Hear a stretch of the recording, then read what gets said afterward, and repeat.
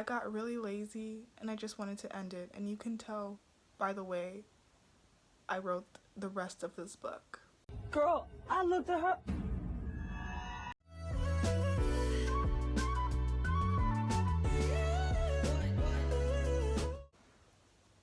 Thank you for stopping by to my channel.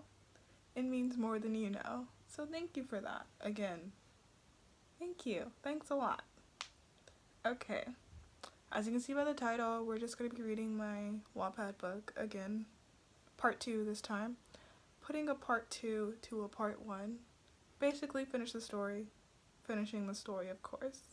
So, grab your popcorn.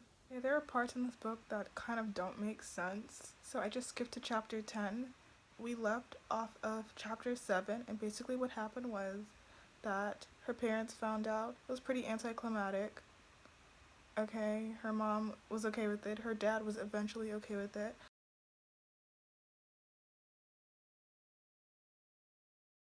Then she goes to school and does not see Byron, but she goes to Byron's house and he's there with his other friend Fawn. I hope you're ready to die by that dick, because I'm ready to go to war for it. I'm ready to go to war. And that's on soul. And he pulls out a picture of Tasha cheating. Miss Jackson. And he calls her a little. And so that's his reasoning for not wanting to be with her or take care of his son. So basically that's all that happens. And now we're getting to the birth scene. Yeah. So. Ah, Mom, I cried. What was that? Okay. Help, please. I cried some more. It was time. He was coming. 30 seconds later, my mom came rushing to the room. She saw the water on the bed and grabbed her key and my new baby brother, Jaquanson. We drove to the hospital. The doctors grabbed me and put me in the delivery room. I was in so much pain, but we came so late, so it was past the no epidural. No. Are you serious? No, she didn't say. I kept pushing and pushing and nothing. I pushed some more, and after 10 minutes of nothing, the doctors got worried. Just as they were about to think of a C-section, my little boy sprung out. What is the T? The doctors cleaned him up and weighed him. 13 pounds and 2 ounces. I decided to name him Tayshawn Stephen Baker, after his dad. 3 days later, I was allowed to go home and leave the hospital with little Tayshawn. Byron never bothered to even come, even though I called him 7 times.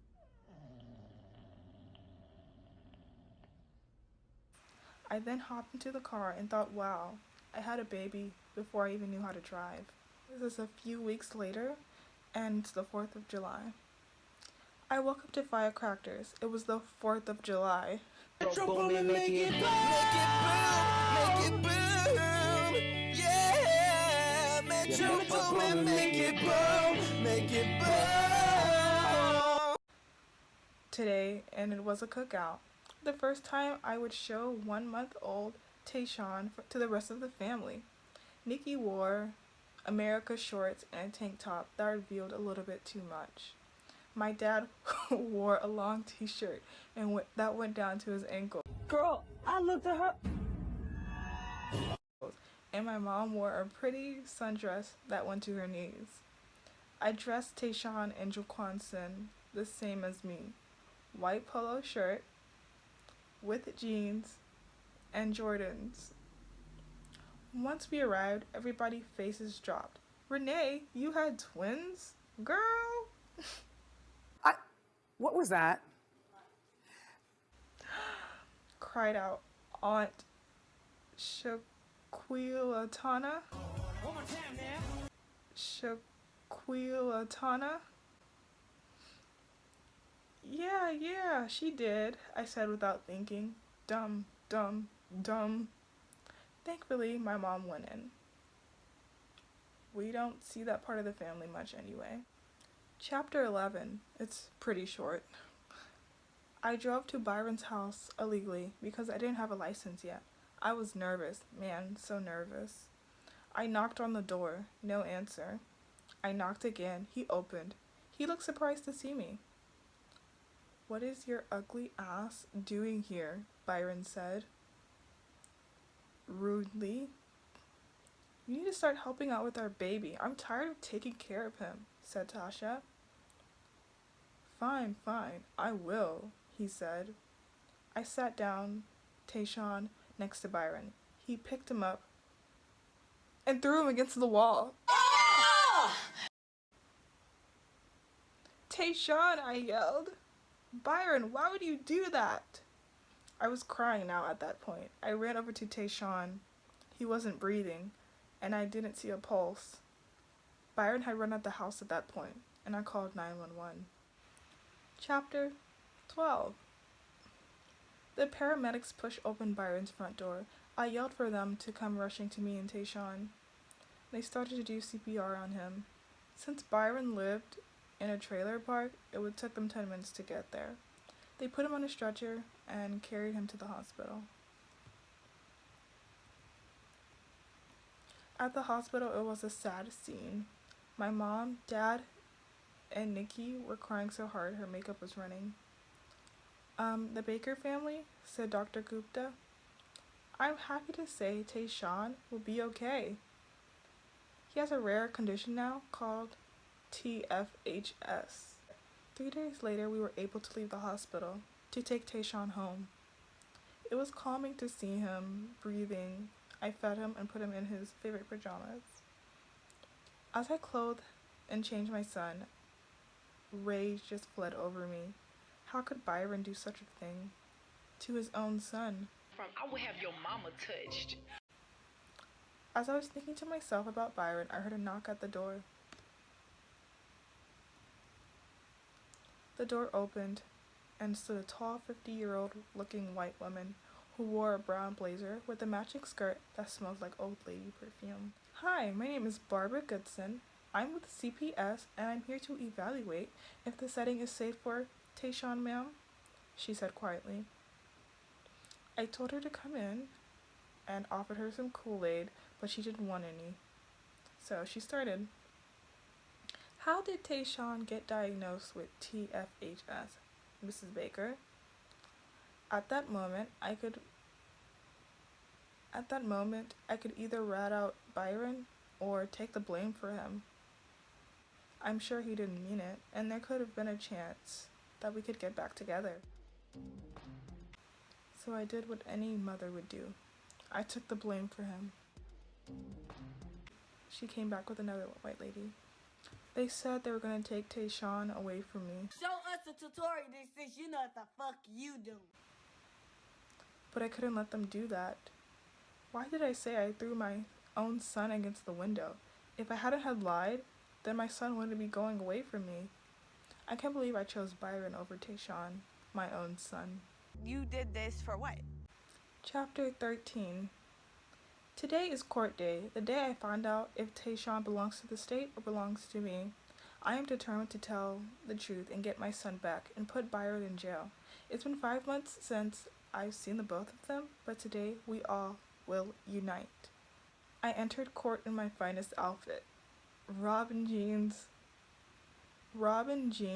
with pink foam posits and a red oversized polo shirt with a NY ball cap backwards. Byron's parents were sitting down in the pews behind Byron. Byron wore a gray suit with a fancy tie. Lame. What do you have to say for yourself, Tasha?" the judge said. "Well, ma'am, all I can say is that I miss my son very much. I only lied because I thought Byron would get in serious trouble, and I didn't want him to get into serious trouble. I couldn't live with the fact that my son would someday know that I put his father in jail. But now things have changed," I continued. "I just want my son back. I just want my son back, and what Byron did was unforgivable." I then sat down. It was now time for Byron to explain his side of the story. "Hello, Judge. My name is Byron Hoffman, and I want to apologize to Tasha Baker. and my handsome son, Tayshawn S. Baker. But I don't regret what I did. Truth is, I'm not ready for a baby. When Byron had said that, a gasp roared around the whole courtroom. Byron was for sure going to jail now, and I would probably get my son back. Chapter 14 and the final chapter.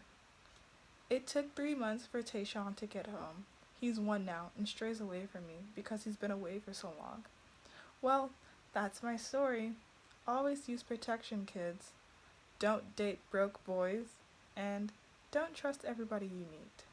The end.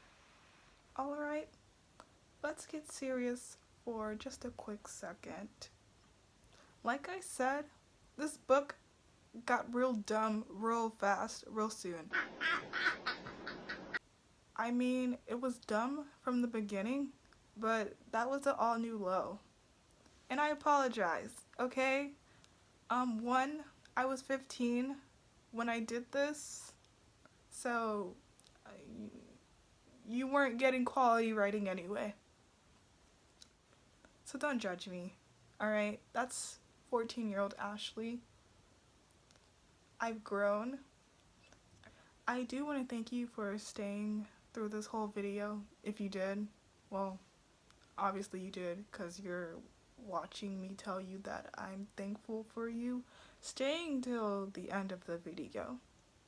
But yeah, if you enjoyed the video at all or enjoyed the story, you can subscribe if you want, or follow my Insta if you want to see more content like this. I don't know who would, because that was a train wreck. But thank you for sticking around on this sinking ship. You're a real one. Okay? Sorry.